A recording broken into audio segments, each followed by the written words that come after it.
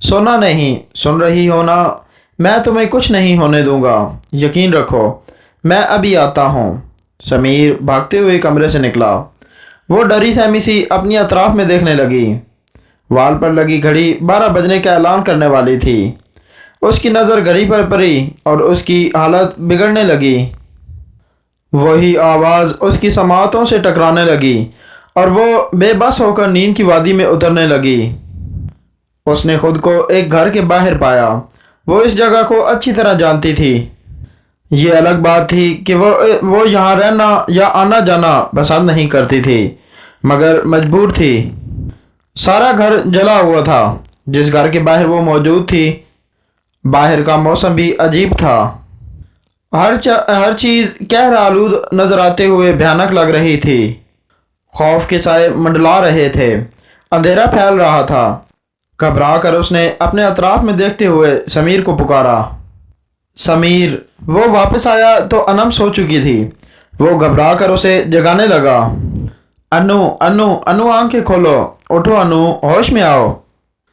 वो मुसलसल उसे झंझोड़ रहा था, मगर वो कहाँ उठने वाली थी। वो नीम मुर्दा सी बेड पर पड़ी थी। ये तुम्हारे पास आखिरी मौका है। अगर तुमने ज़रा सी भी गलती की तो तुम दोनों वहाँ से कभी नहीं निकल सकते। आमिल ने कहा। समझ गए ना? तुम वहाँ से कभी नहीं निकल सकते। देखो बेटा, घबराने की कोई बात नहीं। अपने डर पर काबू पा गए तो समझो कामयाब हो गए। ये खबीस रूह सिर्फ अपनी मौत का बदला लेना चाहती है, लेकिन ये भी कड़वा सच ठहरा कि वो बहुत ताकतवर है। बहरहाल खुदा की मदद शामिल हाल है। मेरी दुआएं तुम्हारे साथ हैं। आमिल ने उसकी हिम्मत बढ़ाई। ठीक है बाबा जी, मैं तैयार हूँ, समीर ने मुसम्मम इरादा करते हुए कहा।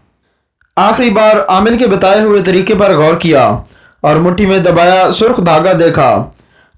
उसने आखिरी बार सोचा, मुझे ये करना होगा। आखिर वो मेरी बहन है। जल्दी से सुर्ख धागा अन्नू की कलाई पर बांधा और दूसरा सिरा अपनी कलाई पर बांध लिया और बेड के किनारे सर टिकाते ही वो भी नींद के आगोश में चला गया। वो इसी घर में मौजूद था। उसे वैसी ही आवाज़ आ रही थी जिसका जिक्र अनम किया करती थी। वो फौरन जले हुए कमरे के दरवाजे के पीछे छुप गया। अनु, अनु, कहाँ हो अनु? उसके हाथ में वही चाकू था जो उसने उसकी माँ के पेट में उतारा था। वो उसे दीवार पर रगड़ता हुआ ढूंढ रहा था। चाकू की रगड़ने की तेज आवाज़ से अनु के कान के पर्दे फटने लगे। दोनों हाथ कान पर रखे वो घुटनों के बल बैठी जबत खो रही थी। अनु ने आहिस्तगी से पुकारा, भैया कहाँ हो? क्या करूं, कहाँ तलाश करूं? वो सोचने लगा। नहीं, छुपना हल नहीं है, मुझे मुकाबला करना होगा। चाकू दीवारों पर रगड़ता वो पूरे घर में अनु को तलाश कर रहा था। दरवाजे की ओर से जले हुए काट कबाड़ की आड़ में छुपकर समीर उसे तलाश करने लगा। वो एक जगह खड़ा था। समीर एक लकड़ी के जले हुए बेंच के पीछे बैठकर उसे देख रहा था, जहां से उसे उसके पैर नजर आ रहे थे। सर था पैर तक जो देखा तो डर कर उसने अपने मुंह पर मजबूती से हाथ रख लिया ताकि मुबादा चीख ना निकल पड़े। वो पूरा जला हुआ था। स्याह चेहरा, उबली हुई आंखें जिनके गिर्द खाल गायब थी और ज़्यादा उसे खौफनाक लग रही थी, उसी मतली होने लगी। बाजू पर पड़े आबले फट चुके थे। गला हुआ गोश्त साफ नजर आ रहा था। कई जगह जिस्म की खाल कटी पटी थी। समीर अपनी बिगड़ती हालत पर काबू पाने लगा। कैसे हो मेरे प्यारे बेटे? अच्छा हुआ तुम भी मिल गए। ये सब तुम्हारा ही तो किया धरा है। इससे पहले कि वो मुड़ कर देखता, उसकी गर्दन उसके शिकंजे में थी। अभी अभी समीर ने उसके जले बाजू देखे थे। उन्हीं हाथों से वो उसकी गर्दन दबोचेगा उसने सोचा ना था। तकलीफ और कराहट की कैफियत से दो चार समीर उसकी गिरफ्त से निकलने की भरपूर कोशिश कर रहा था। वो उसे तड़पता देखकर जोर जोर से हंसने लगा। हंसी की आवाज़ सुनकर अन्नू को झटका लगा। इस मनहूस आवाज़ को वो पहचान गई थी। पहचानती भी कैसे ना, पूरा साल उसने अजियत बर्दाश्त की थी। वो इधर उधर उसे काट कबाड़ की ओर से खुद को हर मुमकिन तौर पर पोशीदा रखते हुए ढूंढने लगी थी। तुम लोगों ने मुझे जला डाला था ना, आज देखना मैं तुम्हारा क्या हश्र करता हूँ। जले हुए शख्स ने समीर की आंखों में आंखें डालते हुए कहा, तुम्हारी बहन भी यहाँ है ना? समीर ने घबरा कर मुंह फेर लिया। बुला बुला उसे, वो अपनी जली हुई आंखों को फैलाते धारते हुए बोला। अनु अनु, तुम खुद चली आओ वरना मैं इसके टुकड़े कर दूंगा। कहते हुए वो आहटों का पीछा करने लगा। समीर भी घबरा गया कि इसकी धमकी पर अनु खुद को कहीं इसके हवाले ना कर दे। सुन रही हो अनु? अब उसने लहजा धीमा करके फटे हुए होंठों पर मुस्कान से जाकर कहा, अनु मेरी प्यारी बच्ची, आ मेरे पास आ। अनु ने अपने भाई को उसकी गिरफ्त में देखा तो सरता पैर लर्ज गई। वो जले हुए दरवाजे के पीछे मुंह पर हाथ रखे सिसकने लगी। बाबा छोड़ दो मुझे, आप ऐसा क्यों कर रहे हैं? बेटी हूं मैं आपकी। वो उसकी कलाई मजबूती से पकड़े कमरे की तरफ ले जा रहा था और अनु घिसटती हुई उसकी गिरफ्त से निकलने की नाकाम कोशिश कर रही थी। उसने कमरे तक लाकर उसे खड़ा किया। चुप, एकदम चुप। तेरी माँ काम करती है, तेरा भाई भी काम करता है, तो तू क्यों मुफ्त की रोटियां तोड़ रही है? आज से तू भी काम करेगी। अनु उसका मतलब समझते हुए बंद दरवाजे को देखकर दहल गई। अपनी तमाम तर हिम्मत मुजतमा करते हुए बोली, ज़रा सोचो अगर मेरी माँ और भाई को पता चल गया तो। जवाबन वो कमीनगी की इंतहा को छूकर मुस्कुराते हुए बोला, कच्ची गोलियां नहीं खेली, इसी रईस के घर तेरी माँ काम करती है।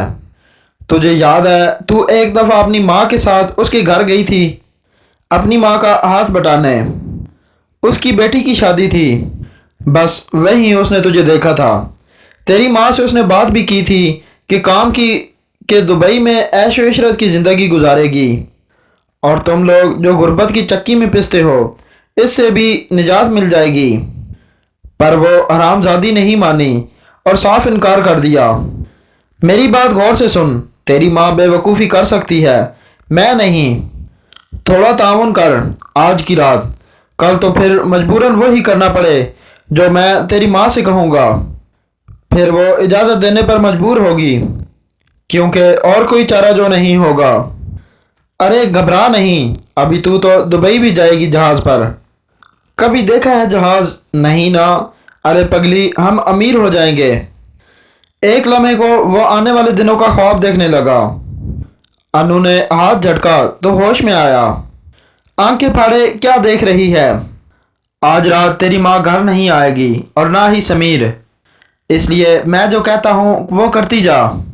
देखो अनम, हम कब तक गुर्बत की चक्की में पिसते रहेंगे? इस रईस का दुबई में बहुत बड़ा कारोबार है। वो क्या कहते हैं, मॉडल्स। हाँ, वो मॉडल्स ले जाता है दुबई। वहाँ बड़े बड़े हालों में तकरीबात मुनक्किद की जाती हैं और ख़ूबसूरत लड़कियों को नौकरी भी दी जाती है। और तू तो है ही इतनी खूबसूरत, है ना? बस आज तू उसे काबू कर ले, बस फिर देख कैसे वारे न्यारे होते हैं। अनम उसकी बात सुनकर दंग रह गई। तुम जैसा घटिया शख्स तो कहीं नहीं है। तू तो बाप कहलाने के लायक नहीं है, बेगैरत शख्स है तू। बहुत बोल रही है तू।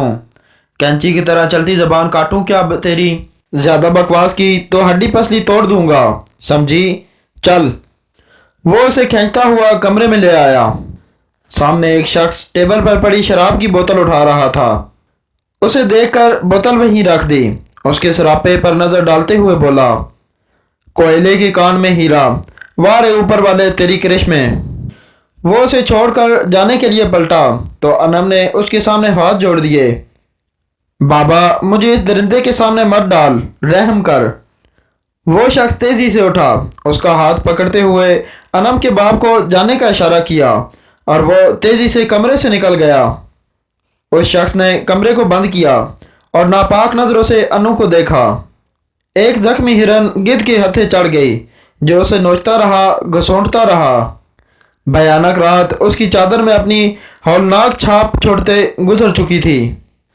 وہ ابتر حالت میں بے ہوش پڑی تھی۔ پاس ہی شراب کی وہ بوتل خالی گری پڑی تھی جو زبردستی اس کے حلق میں انڈیلی گئی تھی۔ دور سے آوازیں آ رہی تھیں مگر وہ سمجھ نہیں پا رہی تھی۔ جب اس نے آنکھیں کھولیں تو اس کی ماں اسے جھنجھوڑتے ہوئے پکار رہی تھی۔ خود پر گزری قیامت کا ایک ایک پل ماں کو بتاتی روتی بلکتی رہی۔ اس کی ماں سکتے کے عالم میں بیٹھے اسے دیکھ رہی تھی۔ اس کے وہم و گمان میں بھی نہ تھا باتی خان اس حد تک گر جائے گا۔ وہ تو پہلے ہی اس سے نا امید ہو چکی تھی۔ بچوں اور اپنا مضبوط سہارا سمجھنے کی غلطی اس سے اتنی بھاری پڑ گئی۔ اس نے اس خوش فہمی میں ناقابل تلافی نقصان اٹھایا۔ مگر اب طوفان گزر چکا تھا جو اپنے ساتھ سب کچھ نیست و نابود کر گیا تھا۔ میں بے عزت ہو گئی اماں، وہ روتے ہوئے اپنے جسم کو، اپنے بالوں کو، اپنے منہ کو نوچتی رہی۔ سمیر گھر میں داخل ہوا تو انو کی چیخیں سن کر حیران ہوا۔ تیز تیز قدموں سے چلتا ہوا کمرے کی طرف بھاگا۔ سامنے کے منظر پر اسے جھٹکا لگا، دیوار سے ٹیک لگائے زمین پر بیٹھتا چلا گیا۔ باتی انو کی ماں چیخنے لگی، ہائے میں بیوگی کی چادر میں اپنے بچوں کو چھپا لیتی تو آج میری عزت تار تار نہ ہوتی، سوتیلے پن کی ہی لاج رکھ لیتا۔ کیا کہہ رہی ہو اماں؟ سمیر نے چونک کر ماں کو دیکھا، چلتے ہوئے بے حال ہوتی ماں کو تھام لیا۔ سمیر میری بچی کو کھا گیا، وہ میری بیٹی کا سودا کر دیا بدخصلت نے۔ کیوں شور مچا رہی ہے بدبخت؟ باتی نشے میں لڑکھڑاتا ہوا دروازے سے جھانکتے ہوئے بولا، اپنا تماشا خود ہی بنا رہی ہے تو۔ شمیم غصے میں اٹھی اور باتی کو گریبان سے پکڑ کر جھنجھوڑتے ہوئے بولی، تیرے پیٹ کے جہنم بھرنے کو ہم دونوں کافی نہیں تھے جو تو نے میری معصوم بچی کو بھی دیکھتی بھٹی میں جھونک دیا۔ باتی نے غصے سے شمیم کو دیکھا، تو نے میرے گریبان پر ہاتھ ڈالا؟ ہاں ڈالا، شمیم غصے میں چلا کر بولی، تیرے خلاف پرچہ کٹواؤں گی میں، دیکھنا جیل میں سڑے گا تو۔ باتی نے جیب سے چاقو نکال کر شمیم کے پیٹ میں اتار دیا۔ شمیم لڑکھڑاتی ہوئی بے یقینی کے عالم میں اسے گھورتی نیچے جا گری۔ اماں! سمیر ماں کو تھام کر انو کو آواز دینے لگا۔ انو بے یقینی کی کیفیت میں کبھی ماں کو کبھی باپ کو دیکھنے لگی۔ اماں کچھ نہیں ہوگا تجھے، میں اسپتال۔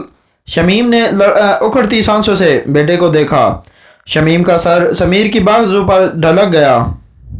سمیر نے خوف سے ماں کو ہلایا، اماں اماں اٹھو، آنکھیں کھولو اماں۔ سمیر پکارتا رہا پر شمیم نے ایک نہ سنی۔ ناٹک کر رہی ہے، ابھی اٹھ جائے گی۔ سمیر نے ماں کو کمرے کے فرش پر لٹایا، ماں کے پیٹ سے چاقو نکالا اور سرت سے باتی کے پیٹ میں اتار دیا۔ باتی درد سے گھومتے ہوئے گر کر تڑپنے لگا، تو نے میری ماں کو مار دیا۔ سمیر اسے گھسیٹتے ہوئے باہر لے جانے لگا۔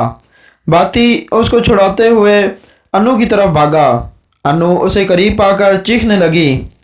سمیر نے باتی کو بازو سے پکڑ کر کھینچا تو باتی نے دوسرے ہاتھ سے انو کو پکڑنا چاہا مگر انو پیچھے ہٹ گئی۔ لیکن انو کا دوپٹہ باتی کے ہاتھ لگ گیا اور باتی نے کھینچا تو انو نے اتار پھینکا۔ سمیر اسے گھر کے سٹور کی طرف لے گیا۔ باتی انو کا دوپٹہ تھامے خود کو چھڑانے کی کوشش میں تھا۔ چاقو ابھی بھی باتی کے پیٹ میں تھا جو اندر ہی اندر اسے کاٹ رہا تھا۔ سمیر نے اسے سٹور میں پٹکا جہاں وہ ورک شاپ سے لایا کالا تیل لا کر رکھتا تھا جو چولہا جلاتے ہوئے انم استعمال کرتی تھی۔ اکثر گیلی لکڑیاں ہوتی تو ان پر ڈالا کرتی اور وہ آسانی سے جل جاتی۔ دیگر لوگ بھی آگ جلانے کے لیے دیتے تھے جسے وہ سستے دام بیچا کرتے تھے کیونکہ ابھی یہاں گیس نہیں پہنچی تھی۔ بارشوں میں سوکھی لکڑی ملنا دشوار تھا۔ سمیر نے اسے فرش پر پٹکتے ہوئے کہا، تیرا جرم بہت بڑا ہے اور میں اتنے ظرف کا مالک نہیں کہ تجھے معاف کر دوں۔ میری دنیا اجاڑ دی تو نے۔ انو بھی روتے ہوئے دروازے میں آن کھڑی ہوئی۔ سمیر نے ایک نظر اسے دیکھا اور تڑپتے ہوئے باتی کے پاس بیٹھ گیا جو اب آخری سانسیں گن رہا تھا۔ ہماری عزت، ہماری غیرت پر وار تو کیا تو نے، ساتھ ہی ماں کو بھی موت کے گھاٹ اتار دیا۔ तो अब तेरे जिंदा रहने का क्या जवाज। समीर ने बाती के पेट में घोंपे चाकू को देखा और इसके हाथ में मौजूद अन्नू के दुपट्टे से चाकू को दस्ता साफ किया।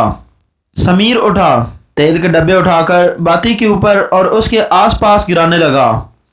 मुड़कर अन्नू को देखा। अन्नू ने उसका इशारा समझ लिया, मगर फिर भी खड़ी बाती को देखती रही।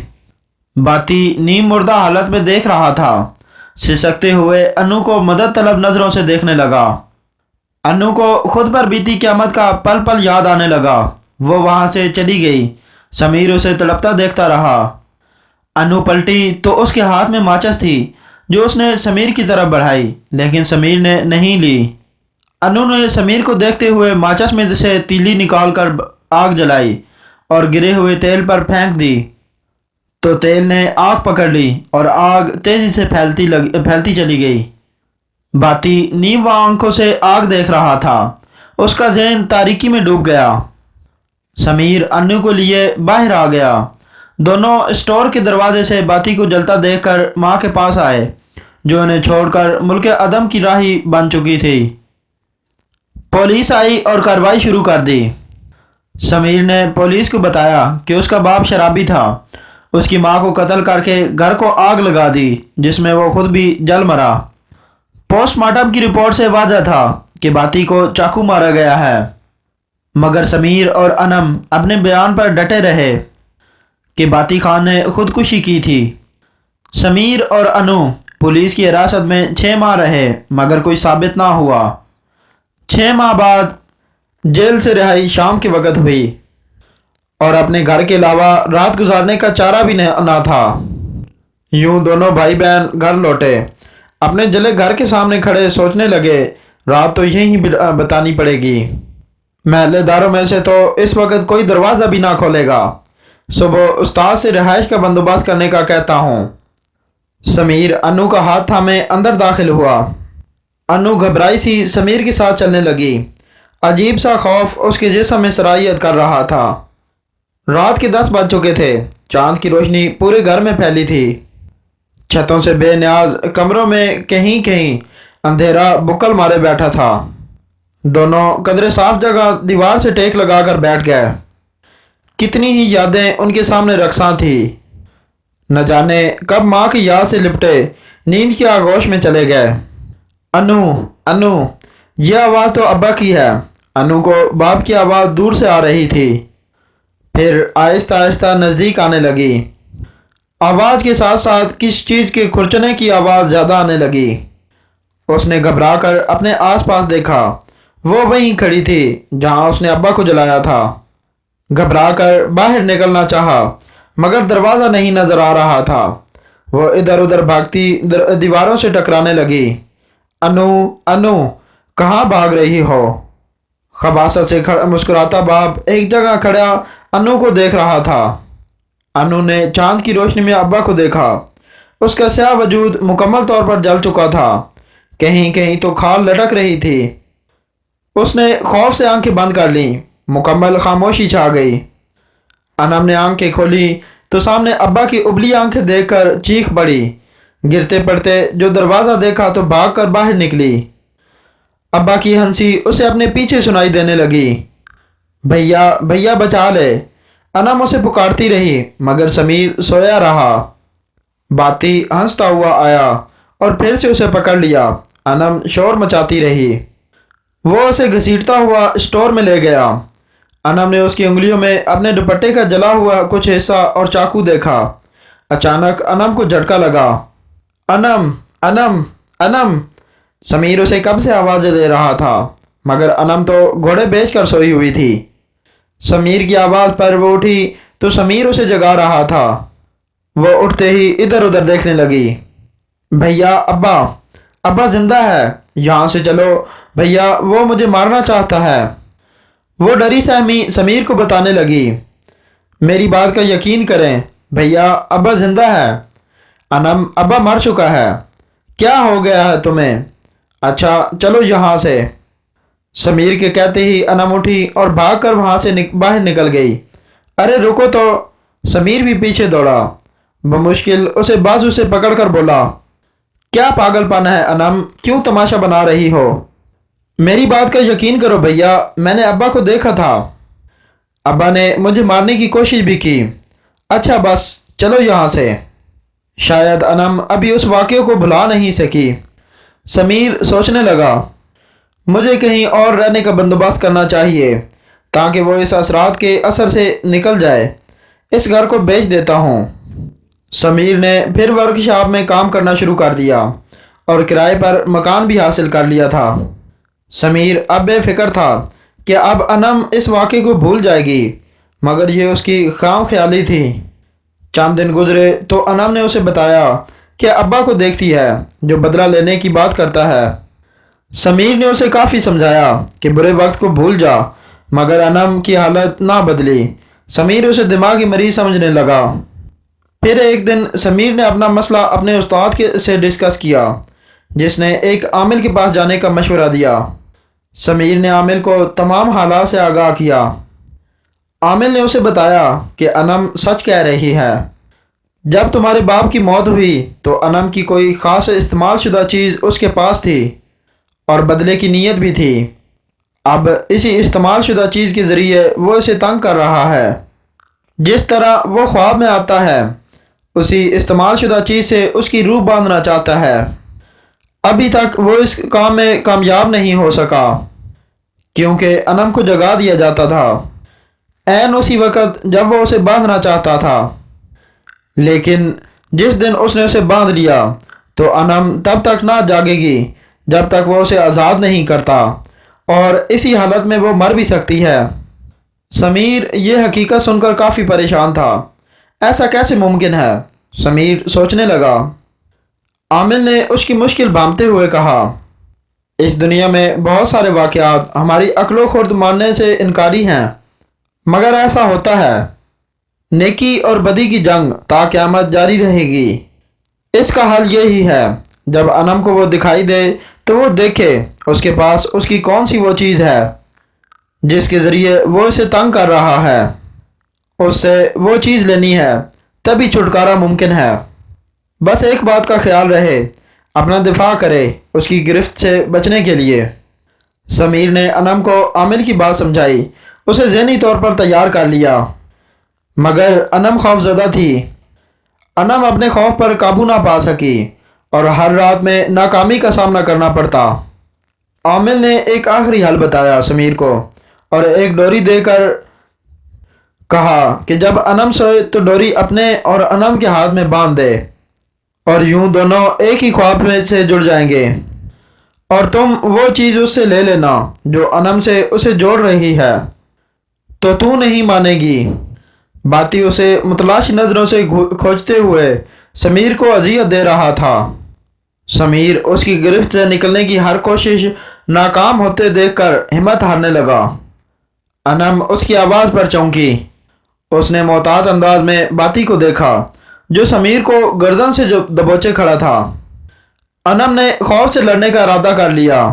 بھاگ بھاگ کر وہ تھک چکی تھی اور اس کا بھائی اس کے سامنے تڑپ رہا تھا۔ وہ ہر روز کی پریشانی سے نکل کر باتی سے سامنے کرنا چلے آئی۔ چھوڑ دو اسے، انم نے بے خوفی سے اسے دیکھ کر کہا۔ تمہارا یہ دلیر پن مجھے بہت اچھا لگا، مگر بات یہ ہے کہ تمہیں میرے قریب آنا ہوگا، اس کے بعد ہی میں اسے چھوڑوں گا۔ انم نے ایک بار پھر اس کے جلے ہاتھ میں اپنے بھائی کو لڑکا دیکھا جو بری طرح تڑپ رہا تھا۔ انم آہستہ آہستہ چلتی ہوئی اس کے قریب آنے لگی۔ سحر انگیز کیفیت سے دوچار وہ آگے بڑھنے لگا۔ چاندنی میں اس کا کٹا پیٹ، جلا وجود واضح طور پر نظر آ رہا تھا۔ ہیبت ناک چہرے پر نظر گڑائے وہ قریب آنے لگی۔ چند فٹ کا فاصلہ لمبی مسافت پر محیط لگنے لگا۔ انم کو اپنی موت سامنے کھڑی نظر آنے لگی۔ قریب قریب اور قریب ہوتی انم کو سران محسوس ہونے لگی۔ اسے اس کے وجود سے بو آنے لگی۔ پھٹے آبلوں سے اس کے کھال کا گلا گوشت نظر آیا تو اس نے منہ پر ہاتھ رکھتے ہوئے آنکھیں بند کر لیں، اور پھر دھپ کی آواز آئی تو گھبرا کر آواز کی سمت دیکھا۔ سمیر نیچے گرا اپنی گردن سہلا رہا تھا۔ اس سے پہلے کہ انم اٹھ کر اسے اٹھانے کے لیے آگے بڑھتی، اس نے خود کو اپنے باپ باتی خان کی روح کی گرفت میں پایا۔ انم کو کھینچتے ہوئے وہ لے جانے لگا۔ انم چیختے ہوئے نیچے بیٹھ گئی۔ وہ گھسیٹتے ہوئے کھینچنے لگا۔ اچانک انم کی نظر اس کی جلی انگلیوں پر پڑی، جہاں اس کے دوپٹے کا چھوٹا سا ٹکڑا انگلی کی گوشت پر چپکا تھا۔ ابا، سمیر نے کھڑے ہوتے ہوئے اسے پکارا۔ وہ چلتے ہوئے بنا مڑے رکا۔ ایک لفظ کی زنجیر نے جیسے اس کے قدم روک لیے ہوں۔ پھرتی سے انم نے ہاتھ کی انگلی سے دوپٹے کا ٹکڑا کھرچ ڈالا۔ دوپٹے کا ٹکڑا انگلی کی گوشت سے اکھڑ گیا تو وہ چیخنے لگا اور آہستہ آہستہ وہ دھوئیں کی لپیٹ میں آ گیا۔ اس کا پورا وجود دھوئیں میں تحلیل ہو گیا۔ انم اور سمیر نے گھبرا کر ایک دوسرے کو دیکھا۔ سمیر نے جلدی سے انم اور اپنے بازو پر دم شدہ ڈوری کو باندھا تو اگلے ہی پل دونوں بہن بھائی اپنے کمرے میں نیند سے جاگ گئے۔ اب ہمیشہ ہمیشہ کے لیے دونوں بھائی بہن اپنے باپ کے انتقام سے چھٹکارا پا چکے تھے۔